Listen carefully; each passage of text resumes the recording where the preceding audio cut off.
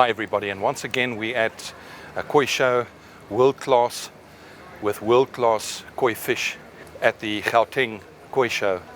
And we're standing here at a pond that has got uniqueness. And the owner is Steve Smit. Steve, first of all, I want to congratulate you on Grand Champion. Can you tell me a little bit about, and tell the folks a little bit about the two-step kohaku? Yeah, that's a really special kind of fish. It's got a simple pattern, but again, the bloodline is from Sakai. You can see the deepness in the benny. Yes. The shiro is like snow white. Yes, it is. Very simple pattern, but the whole fish, if you take the thick peduncle, you know, the peg fins, everything just blending together with the whole fish. And I mean, she's got a long way to go. She's only turning 6 this year. Oh. So last year she was 78, 79. She's reaching 82 now. So for a jumbo fish like that, I think there's a long way ahead for her. And I think she can win the nationals this year as well. I do believe so. Yeah. And you know, the Japanese have a saying that when you start off in koi, you start with kohaku, and when you become an expert, you end off with kohaku. Yes, right, so isn't it interesting? Yeah, I mean, you know, a person would think that just, you know, two-step wouldn't feature, but it just shows you that, you know, there's a lot more that goes into it. And of course, when I say a lot more, it's all due to the owner yourself that looks after such a magnificent fish. Because, you know, transportation for you and temperature differences is something that you've always had to deal with this time of the year. And it just shows you, you know, in South Africa, we hang on to the words that you and the advice that you give freely to everybody in order to help, and what you've learned as well. As you say, lessons learned from mistakes. I mean, you learn every day, yeah? Correct. You learn every day. Most of the guys that's asking me, please help us, this and that. I said, listen guys, start with the water. You must become a water doctor. Yes. The fish will look after itself, as long as you can look after the water. And That's remember one thing, mechanical, biological. Remember that.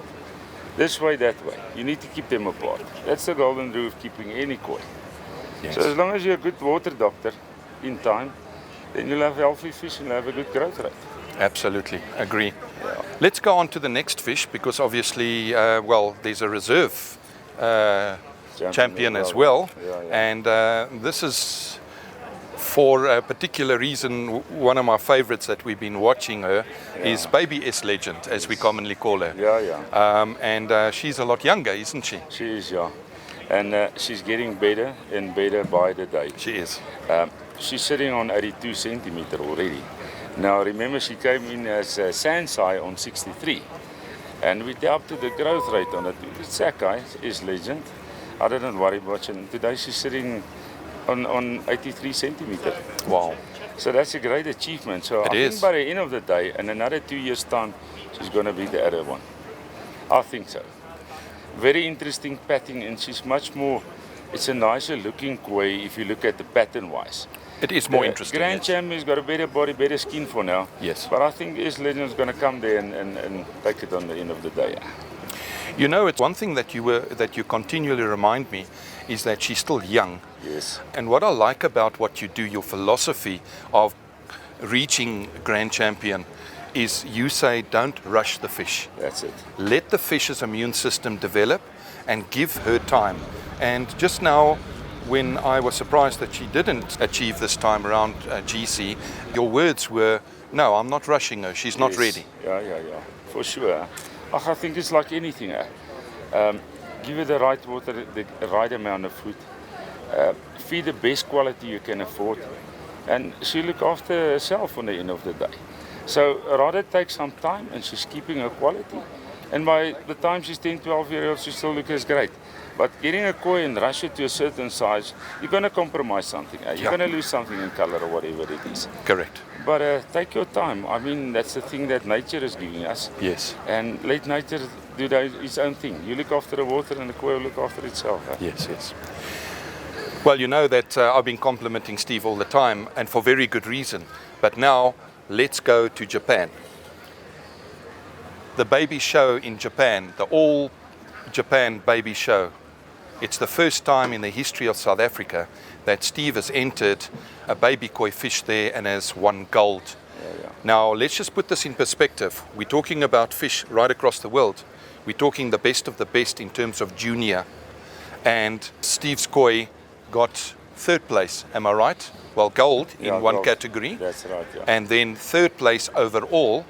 There's more than 1,500 entrants of fish that are there. So it just shows you that the South African market, in terms of interest in this beautiful hobby of ours, is developing very well. And thanks to the likes of Steve Smit. Yeah. Steve, anything you want to say about Yeah, that? she's so good that Narita asked actually if he can take the fish over if she's been harvested from Mariama and prepare her for all Japan. So That's the now guys, senior, eh? yeah, they want to enter it in the All Japan next year. Okay. So I'll still have to decide on that. We'll see once he comes out of the mud pond, how good she is, and then we can take it from there. But I think we must take it to the All Japan.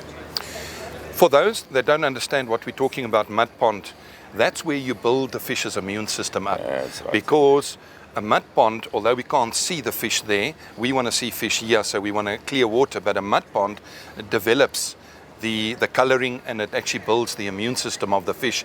In other words, from a water analysis point of view, the buffering, the minerals in that water is just so good that the fish thrive, and by the time that the fish are lifted out of there, it's almost a wow. That's it. While it's still young, building the roots.